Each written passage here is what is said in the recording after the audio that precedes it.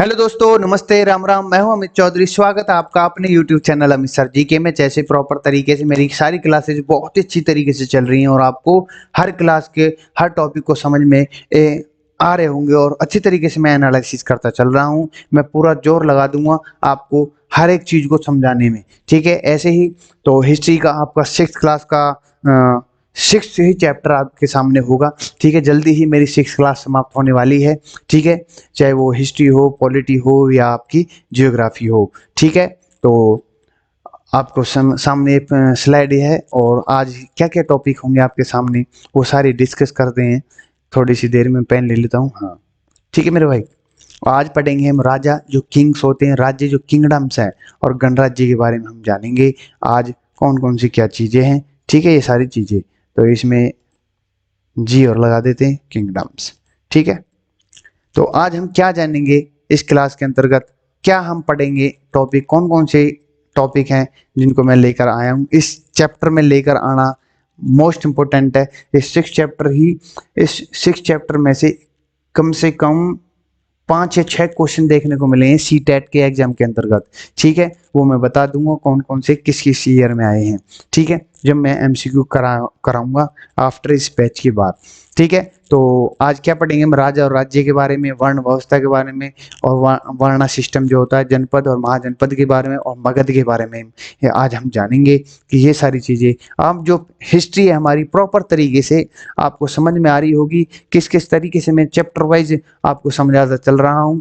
और अब हम प्रॉपर राजा महाराजा, उनके रहन सहन, समाज वर्ग को, सभी चीजों को जानेंगे। ठीक है, धीरे धीरे हम अपनी हिस्ट्री की तरफ चल रहे हैं जो कि एक बेसिक बहुत ही जरूरी था आपके लिए। ठीक है, तो शुरू करते हैं हम सिक्स क्लास का ये चैप्टर। आज से लगभग 3000 वर्ष पहले यानी 600 ईस्वी पूर्व राजाओं की स्थिति में बड़े बदलाव हुए। वैदिक युग के राजाओं की तुलना में इस युग के राजा अधिक शक्तिशाली हो गए थे। ठीक है, अश्वमेध यज्ञ के बारे में जानेंगे आज हम। मोस्ट इंपोर्टेंट है, अश्वमेध यज्ञ क्या चीज है ये जानेंगे। अब राजा चुनने की विधि भी बदल गई थी।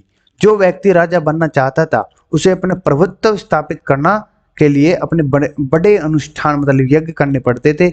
ऐसे राजा अक्सर दूसरे राजाओं पर अपना आधिपत्य स्थापित करने के लिए अश्वमेध यज्ञ करा करता था। मतलब कि अपना जो राजा होता था, जो मतलब अश्वमेध यज्ञ करता था, तो वो एक घोड़े को भेजता था अपना प्रॉपर, और जिस भी क्षेत्र में उस राजा का घोड़ा जाता था, और या बाई चांस किसी ने रोक भी दिया तो उससे युद्ध होता था उसका।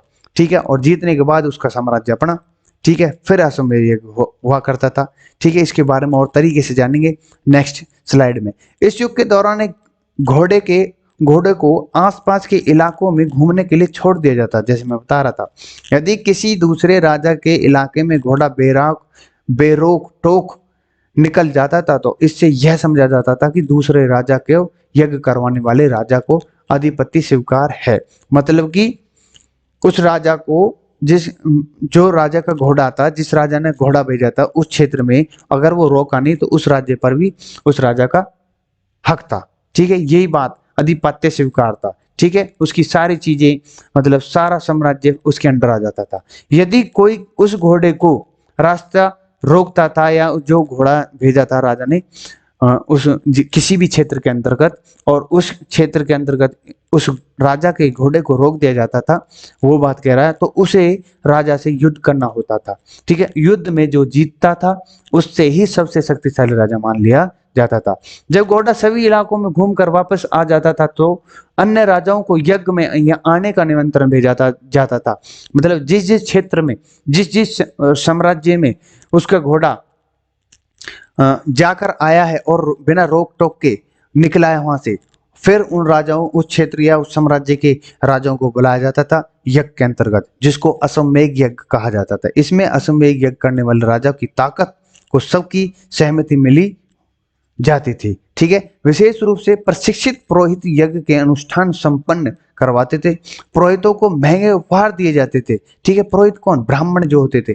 इन उपहारों में गाय एक महत्वपूर्ण हिस्सा होती थी। अब यहाँ मोस्ट इंपोर्टेंट है, गाय का भी जिक्र हुआ है। ठीक है, अब वर्ण व्यवस्था कैसी थी उस समय, कब, वर्ण व्यवस्था क्या है, वर्णा सिस्टम। समाज को 4 वर्णों में बांटा गया था। ब्राह्मण, क्षत्रिय, वैश्य और शूद्र। ब्राह्मण को वर्ण व्यवस्था में सबसे ऊंचा स्थान दिया जाता था। ठीक है, ब्राह्मण को काम था कि वेदों को पढ़ना और पढ़ाना। उन्हें तरह तरह के अनुष्ठान मतलब यज्ञ संपन्न कराने होते थे। इन अनुष्ठानों को करवाने के लिए बदले में उन्हें उपहार दिए जाते थे। किसके द्वारा? जो क्षत्रिय, जो राजा थे बड़े बड़े, ठीक है, उनके द्वारा। किसको दिए जाते थे? ब्राह्मणों को। अब क्षत्रिय इस वर्ण का स्थान दूसरे नंबर पर आता था ब्राह्मण के बाद। इस वर्ण में शासक वर्ग के लोग आते थे। क्षत्रिय का काम था युद्ध लड़ना और लोगों की सुरक्षा करना। क्षत्रिय भी अनुष्ठान कर सकते थे, जो क्षत्रिय हैं वो भी अनुष्ठान कर सकते थे। नेक्स्ट आपका वैश्य, जो कि तीसरे स्थान पर है। इस वर्ण का स्थान तीसरा नंबर पर आता था। किसान, चरवाहे और व्यापारी इस वर्ण के सदस्य होते थे। जो किसान थे, जो चरवाहे मतलब जो गवाले, जी गवाले बोलते हैं ना हमारे गांव में, ठीक है, गवाला, जो जैसे कृष्ण जी थे, मतलब कि गाँव या भैंसों को जो चरवाते थे वो चरवाहे, भेड़ बकरियों को वो। व्यापारी जो इस अवस्था में आते थे, किसमें? वैश्य में। ठीक है, वैश्यों को भी अनुष्ठान करने का अधिकार होता था। ठीक है, शूद्र क्या है? यह वर्ण सबसे निचले पायदान में रखा गया था। शूद्रों का काम था कि अन्य तीन वर्णों की सेवा करना, चाहे ब्राह्मण हो, क्षत्रिय हो या शूद्र वैश्य हो, सॉरी। महिलाओं को भी शूद्र माना जाता था। शूद्र को यज्ञ करने की अनुमति नहीं थी और वे ऐसे अनुष्ठानों में शामिल नहीं हो सकते थे। देख लो सोच एक पहले भी। नेक्स्ट स्लाइड आपकी जनपद। जनपद शब्द दो शब्दों से बना है, जन और पद। ठीक है, इसका मतलब वह स्थान जहां लोगों ने अपने पैर रखे और बस गए। ठीक है, जहां लोगों ने अपने पैर रखे और बस गए। अश्वमेध यज्ञ सफलतापूर्वक करने के बाद एक राजा किसी जनपद का राजा बन जाता था। आपको शायद यह पता हो कि आज भी उत्तर प्रदेश में जिले को जनपद ही कहा जाता है। ये भी इंपॉर्टेंट है, किसी भी जिले को जनपद कहा जाता है यूपी के अंतर्गत। ठीक है, जो एमपी होता है वो एक जनपद का एमपी होता है। बोला जाता है कि मेरे जनपद का एमपी ये है। जनपद का आकार बड़ा होता था। जो मेरे भाई बंधु है यूपी से, उनको अच्छी तरीके से पता होगी ये चीज। लेकिन यहाँ भी लोग झोंपड़ियों में रहते थे और मवेशियां पालते थे। ठीक है, जनपद के लोग कई फसलों भी उगाते, जैसे चावल, दलहन को, जो जौ है, गन्ना, तिल है, सरसों है, सभी चीजें। ठीक है, पुरातत्वविदों ने जनपद वाले कई पुरातत्वों को खोज निकाला है कि जनपद में कौन कौन सी खेती होती थी, ये सभी चीजें। जैसे कि दिल्ली को पुराना किला, मेरठ के पास हस्तिनापुर और एटा का पास अंतरजी खड़ा, ये सभी चीजें मैं आपको उसमें पढ़ाऊंगा आगे जो चैप्टर आएंगे डीपली तरीके से, मतलब थोड़ा सा टॉपिक में बड़ा कर दूं इन चीजों का। ठीक है, चित्रित धूसर पात्र क्या चीज है? ये लोग अक्सर मिट्टी के बर्तन इस्तेमाल करते थे। कुछ बर्तन लाल थे तो कुछ बर्तन जो धूसर रंग के थे। कुछ धूसर बर्तनों का सुंदर चित्रकारी भी होती थी। ठीक है, ऐसे बर्तन शायद खास मौकों पर इस्तेमाल किए जाते हैं, जैसे ये आपके सामने दिख रहा है ना, ये इन पीडीएफ में आप झूम करके देख लेना इन चीजों को। धूसर बर्तन कैसे होते थे, उनकी चित्रकारी कैसी होती है, ये सारी चीजें। अब तक हमने पढ़ा था जनपद, ठीक है, जिसको आज के समय में एक जिला बोला जाता है, डिस्ट्रिक्ट बोला जाता है, ये सारी चीजें। अब पढ़ेंगे हम महाजनपद। ठीक है, कुछ जनपद लगभग 2500 वर्ष पहले आकार में बड़े हुए थे और जनपदों से अधिक महत्वपूर्ण हो गए। इन्हें ही महाजनपद कहा जाने लगा। ठीक है, महाजनपद के कुछ उदाहरण जैसे मगध है, आपको मोस्ट इंपोर्टेंट है, कौशल है, अंग है, पंचाल आदि, ये सभी जो चार चीजें दी है ना, ये मोस्ट इंपोर्टेंट हो जाती है। कौन कौन से जनपद उस समय इंपोर्टेंट थे। ठीक है, और मैं थोड़ा सा झूम करके आपको मैं बता दूं, इसमें दिख भी रहा होगा, थोड़ा मैं रफ कर देता हूँ।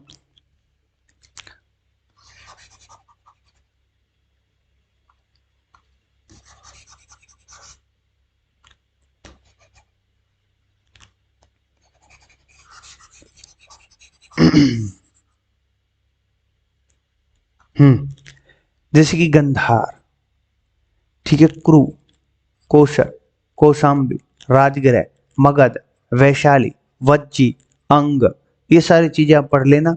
ठीक है, इसको मैं इन पीडीएफ में आपको दे दूंगा। उज्जैन, ठीक है, ये सारी चीजें मोस्ट इंपोर्टेंट है, सभी महत्वपूर्ण है। और यहाँ लिख भी रखा है मैंने मानचित्र, महत्वपूर्ण जनपद और महाजनपद और उसके नगर कौन कौन से, ये सारी चीजें आपके सामने दिख भी रही होंगी। ठीक है मेरे भाई, तो आशा करता हूँ ये समझ में आ गई होगी आपके समझ में, ये क्या चीज है क्या नहीं है। इसको मैं छोटा कर देता हूँ ताकि ताकि आपको कोई दिक्कत न हो। हाँ, ठीक है, नेक्स्ट स्लाइड आपके सामने होगी। ये किला, किला क्या, फोर्ट क्या चीज है। अब महाजनपद किसी न किसी किला, फोर्ट, महाजनपद किसी न किसी राजा की राजधानी हुआ करती थी। ऐसे नगर अक्सर किले से घिरे होते थे। ठीक है, किले बनाने में ईंटें, पत्थर, लकड़ी का इस्तेमाल होता था, जैसे लाल किला। ठीक है, किले के निर्माण शहर के दुश्मनों से बचने के लिए किया जाता था। भाई जो भी कोई किला डेवलप हो रहा है या किसी राजा का, किसी ने किला अपना बनाया है, तो उसको डर लगता था कि कहीं से दुश्मन अटैक न कर दे, इसलिए उनको किले बनाने के लिए ईंट और पत्थरों का लकड़ी, मजबूत लकड़ी होती थी उस समय इस्तेमाल किया जाता, ताकि किले के रूप में मतलब दीवार खड़ी की जाए। ठीक है, आने वाले समय में कोई परिस्थितियां खराब नहीं हो जाए कि दुश्मन कोई अटैक न कर दे, ये सारी चीजें। किलों को महाजनपद की संपन्नता का प्रदर्शन करने के लिए बनाया जाता था। साथ ही में यह होता था कि किले बंद शहर पर नियंत्रण रखना अधिक आसान हो जाता था। ठीक है, आसान सेना होती है। एक राजा के लिए सेना क्या चीज थी, राजा एक नियमित सेना रखने लगे थे। ठीक है, पहले सेना नहीं होती थी, सैनिकों को नियमित रूप से वेतन मिलने लगा था इस समय। ठीक है, ये सारी चीजें। अब सिक्के क्या, सिक्के चीज, सिक्के के बारे में आपको पहले भी बता चुका हूँ चैप्टरों में। भुगतान के लिए सिक्कों का इस्तेमाल होने लगा था। सिक्के पर पंच आघात करके डिजाइन बनाए जाते थे, इसलिए इन सिक्कों को आहत सिक्के और पंच सिक्के वायन कहा जाता है। ये सारी इंपॉर्टेंट है कि आहत सिक्के और पंच क्वाइन क्या है, ये आया है पेपर में, ये आया है। ठीक है, कि पंच क्वाइन क्या चीज है, इस सिक्का का रूप है। इस तरह से इस काल में वस्तु विनिमय प्रणाली से मुद्रा विनिमय प्रणाली की शुरुआत हुई थी। ठीक है, अब कर टैक्स के बारे में हम जानते हैं। महाजनपदों के राजा विशाल किले बनवाते थे, बड़े बड़े किले, और बड़ी सेना रखते थे, इसलिए उन्हें प्रचुर संसाधनों की आवश्यकता होती थी। इसके लिए उन्हें कर्मचारियों की भी आवश्यकता होती थी। अतः महाजनपद के राजा और लोगों के द्वारा समय समय पर लाई गई उपहारों पर निर्भर न होकर अब नियमित रूप से कर वसूलने लगे थे। ठीक है, और फसलों पर लगाए गए कर 1/6 बड़ा हिस्सा हो, जिसको वह भाग भी कहते थे। ये क्वेश्चन पूछा गया है। ठीक है, ठीक है, महाजनपद के अंतर्गत कर को किसी अन्य नाम से जाने लगा, जो 1/6 बड़ा हिस्सा, जिसको भाग कहा जाता था। ठीक है, कारीगरों पर कर लगाए जाते थे। किस पर, कारीगरों पर, पशुपालकों पर कर लगाए जाते थे, व्यापारियों पर कर लगाए जाते थे। ये मोस्ट इंपोर्टेंट है लाइन मेरी। ठीक है, ये जो टॉपिक डाला है मैंने, फसलों पर कर लगाए कितना, 1/6, फिर उसको भाग कहा जाता था, कारीगरों पर कर लगाए गए, पशुपालकों पर, व्यापारियों पर, ये सारी चीजें याद रखनी है भाई मेरे।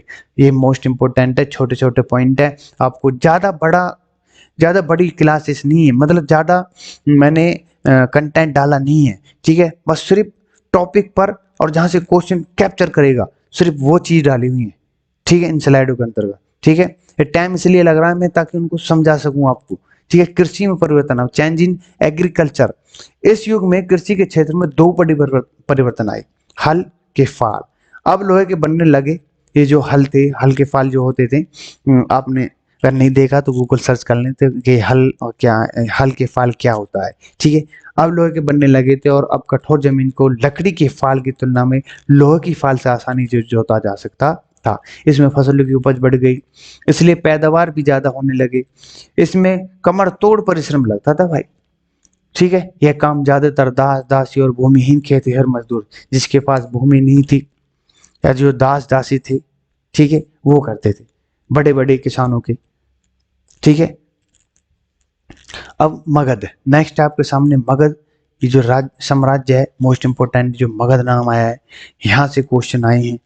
इस मगध के अंतर्गत से गंगा नदी के किनारे बसे आज के दक्षिण बिहार और पूर्व उत्तर प्रदेश के कुछ हिस्सों को मगध के नाम जाना जाता था। ठीक है, मगध मतलब कि मैंने पीछे पढ़ा है, कई जनपद मिलकर महाजनपद कहलाते थे। उन महाजनपद में से एक महाजनपद मगध है, जो मैं आपको बता रहा हूँ। 200 वर्ष के भीतर मगध एक महत्वपूर्ण महाजनपद बन गया था, 200 वर्ष के भीतर। ठीक है, मगध पर क्यों, क्योंकि गंगा नदी, यह नदी का किनारा, पानी की व्यवस्था सबसे बेस्ट थी। मगध पर नंद वंश का शासन हुआ करता था, नंद वंश। ठीक है, मैंने लाइट नहीं किया है, ठीक है, इसमें कर दूंगा। मगध की तरक्की के पीछे कुछ कई कारण है। इस क्षेत्र की जमीन को गंगा और सोन तथा गंगा की अन्य सहायक नदियों से का पानी मिलता था, मैंने आपको पहले भी बताया। ठीक है, गंगा और सोन नदी के बारे में मैंने बताया। आपको इन कमेंट में मुझे बताना है ये कब बसे, इस पर लोगों का आना, रहन सहन, जीवन यापन कब शुरू हुआ था। गंगा और सोन नदी, गंगा नदी कहाँ से निकलती है, सोन नदी कहाँ से निकलती है, इन कमेंट मुझे बताना। ठीक है, सिंपल लैंग्वेज में, ना कोई अकड़ में ना किसी में, आराम से समझा रहा हूँ ताकि आपको समझ में आए मेरी हर एक चीजें। ठीक है, इसलिए यहाँ की जमीन उपजाऊ होती थी। ठीक है, और यहाँ प्रचुर मात्रा में पानी था। ये सारी मोस्ट इम्पोर्टेंट है। यहाँ पर बसने का, जो लोगों का बसने का मोस्ट इम्पोर्टेंट बात ये थी कि यहाँ पर पानी था, जमीन उपजाऊ थी। ठीक है, भारी मात्रा में पानी मिलता था, ये सारी कार पैदावार अच्छी होती थी। ये सारी चीजें, उपजाऊ जमीन के कारण यहाँ पैदावार अच्छी होती, और इसलिए एक संपन्न इलाका था यहाँ पर। ठीक है, मगध के दो शक्तिशाली राजा हुए हैं, बिंबिसार और अजातशत्रु। आगे चलकर इनको एक एक राजा को एनालिसिस करूंगा। उन्होंने अन्य जनपदों को जीतने हर संभव तरीके अपनाए थे। महापद्म महापद्मानंद एक अन्य शक्तिशाली राजा है। ये तीनों ही शक्तिशाली राजा थे अपने अपने समय के। ठीक है, चाहे बिंबिसार हो, अजातशत्रु हो और आपका महापद्मानंद हो। ठीक है, इसने मगध के शासन को उपमहाद्वीप के उत्तर पश्चिमी भाग में फैलाया था। महापद्मानंद देख लो, मैं बता दूंगा जब इनका चैप्टर आएगा ना, अच्छे तरीके से मैप के अंतर्गत में ऐड करके आपको मैं बताऊंगा। ठीक है, महापद्मानंद ने कितने कितनी जगह पर कहां कहां किस किस इलाके को जीता था। मगध के शासक इतने शक्तिशाली थे कि सिकंदर की सेना भी उनके इलाके में घुसने से घबराती थी। आपको शायद पता होगा कि सिकंदर पूरी दुनिया पर फतेह करने के इरादे से निकला था। वह यूरोप के मैसेडोनिया के राजा था, मैंने बताया था सिकंदर को आपको। ठीक है, याद होना चाहिए। मगध की राजधानी राजगृह थी। ठीक है, क्या थी? राजगृह। ये मोस्ट इंपोर्टेंट है कि मगध की राजधानी सबसे पहले कौन थी? राजगृह, जो आज राजगीर के नाम से जानी जाती है। बाद में राजधानी की पाटलिपुत्र में ले जाया गया। ठीक है, पहले राजधानी राजगृह थी, फिर पाटलिपुत्र थी। ठीक है, जिसे अब पटना के नाम से जाना जाता है। पाटली शब्द का अर्थ है पतन और पुत्र का अर्थ है बेटा। इस तरह से पाटलिपुत्र का मतलब हुआ पतन का बेटा। ठीक है, पतन एक बंदरगाह है। ठीक है, होती है। नेक्स्ट है आपका वज्जी। वज्जी महाजनपद, एक साम्राज्य। वज्जी भी एक शक्तिशाली राज्य था जिसकी राजधानी वैशाली थी। यहाँ से क्वेश्चन उठा है कि वज्जी की राजधानी क्या है? वैशाली। ठीक है, आज के बिहार में है। मगध के ठीक अलग वज्जी में लोकतांत्रिक शासन व्यवस्था थी। ठीक है, सरकार के गण या संघ कहा जाता था उस समय। ये मोस्ट इंपोर्टेंट है भाई। इसके वज्जी के साम्राज्य में, वज्जी जो महाजनपद था उस समय की सरकार कैसी थी? पूछ लेगा। जनतंत्र थी, मतलब कि या राजतंत्र थी।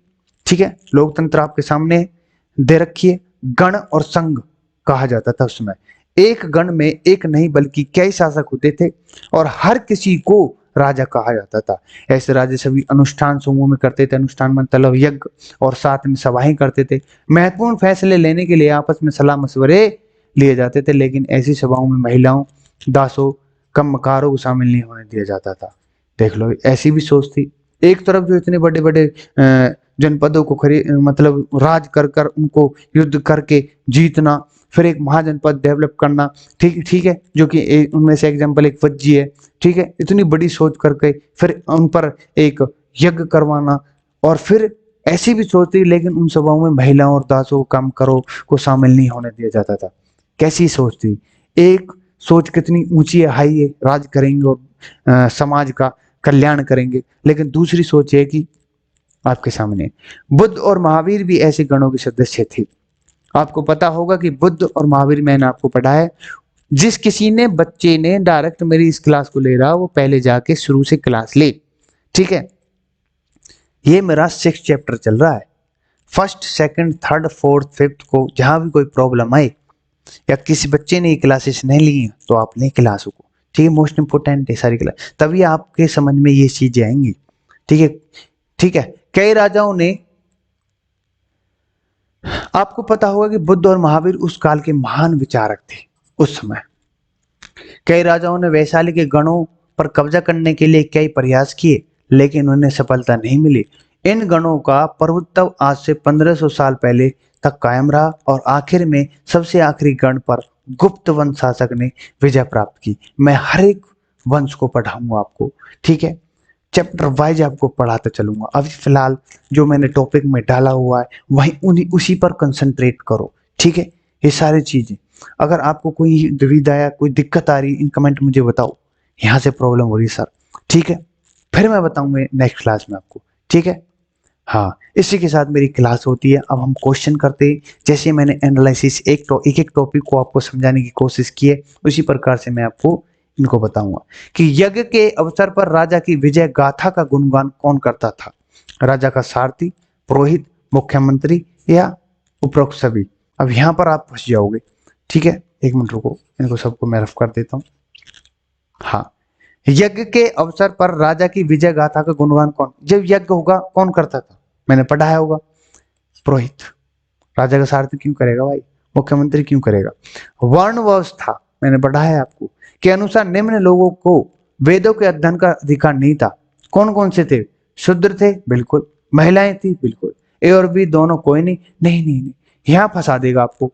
जिस बच्चे ने पढ़ी नहीं ए और बी, आगे पढ़ा नहीं, दोनों में से कोई नहीं तक नहीं गया तो क्वेश्चन गलत है भाई सुपड़ा साहब। ए तथा बी दोनों, D is the right answer. तो read carefully, read the question, ठीक है। आप इस अपनी नोटबुक में भी लिख लो ये चीज, ठीक है। क्वेश्चन को केयरफुली पढ़ना है, ठीक है। नेक्स्ट क्वेश्चन है, थर्ड है आपके सामने। वर्ण व्यवस्था के अनुसार किस वर्ग का सबसे श्रेष्ठ माना जाता था उस समय? कौन सा था इनमें से? वैश्य, क्षत्रिय या ब्राह्मण, या इनमें से कोई नहीं, ठीक है। तो आपके क्षत्रिय थे, ब्राह्मण थे या वैश्य थे? तो इसका सामने फर्स्ट तो आपका है ब्राह्मण, सेकंड आपके क्षत्रिय, थर्ड थे आपके वैश्य, और जो फोर्थ है वो कौन था? इन कमेंट मुझे बताना आप, ठीक है। नेक्स्ट, अश्वमेध यज्ञ करने वाले राजा को माना जाता था दयालु, शक्तिशाली, निर्दय या अहका? ठीक है, शक्तिशाली माना जाता है, मोस्ट इंपोर्टेंट। हाँ सॉरी, राजा के ऊपर पवित्र जल का छिड़काव करता था कौन? सारथी करेगा, पुरोहित करेगा, रानी करता था, महामंत्री करते थे, कौन करता था भाई? राजा के ऊपर पवित्र जल का छिड़काव कौन करेगा? राजा के ऊपर जब रथ में राजा बैठा रहेगा तो उसका सारथी करेगा, सिंपल सी बात है। ऋग्वेद के बाद रचे गए ग्रंथों को कहते हैं उत्तर वैदिक ग्रंथ, पूर्व वैदिक ग्रंथ या साम्य ग्रंथ? क्या ऋग्वेद के बाद रचे गए ग्रंथों को क्या कहा जाता है? पूर्व वैदिक। इसको आप सर्च करना पहले, ये थोड़ा अलग सा क्वेश्चन, पर लेकिन इस क्वेश्चन को नेक्स्ट क्लास में बता दूंगा इसका आंसर, ठीक है। इस क्वेश्चन को आप मुझे इन कमेंट में बताना सर्च करके, ठीक है। ये होमवर्क है आपका। वैदिक काल में किसको शूद्रों के समान माना जाता था? जो वैदिक काल था उस समय किसको शूद्र के समान माना जाता था? किसानों को, सैनिकों को, औरतों को या सभी को? अब शूद्रों के समान किसको? सभी को माना जाता था क्या? औरतों को माना जाता था। यहाँ पर आप फंस जाओगे। वैदिक काल में किसको शूद्रों के समान माना जाता था? तो आपको शूद्रों के समान थी औरतें। यहाँ मेरा क्वेश्चन ये है, उपरोक्त सभी मत डालना।